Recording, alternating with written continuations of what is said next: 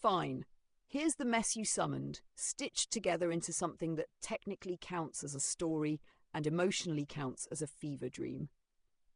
Once upon a time, in a place that used to be a language before it collapsed, there lived Wally Walker-Free, a being so unconcerned with meaning that grammar slid off him like rain off a duck that had opted out of physics.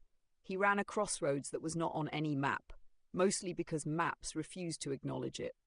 At the edge of this crossroads grazed a horsey, who neighed only when offended by bad syntax, and a kid who was either a goat or a child, depending on who was narrating. The kid went bah whenever reality became inconvenient, which was often. Scurrying between their feet were the mices, formerly mice, now semi-sentient agents of chaos who had unionized and immediately regretted it. They were constantly arguing with the mices and mooses, who could never agree on whether plurality was a rule or a suggestion. The moose, singular and plural, did not care. From the woods emerged witches and wisents. The witches did magic. The wisents explained magic.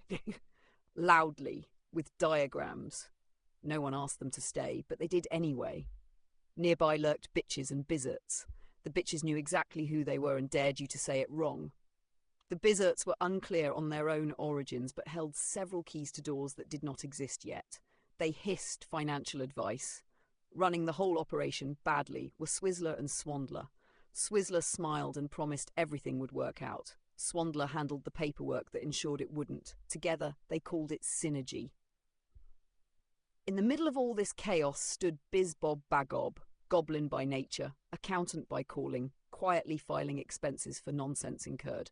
Every so often he would look up and say, "This seems incorrect," and then approve it anyway. Above them all, on a floating platform of purple light and artificial sincerity, presided La Maestro de Taco Bell ads. Cloaked in neon, baton rays, they conducted the world itself like a commercial. Every dramatic moment came with a bass drop. Every tragedy ended in slow motion. Somewhere a bell rang.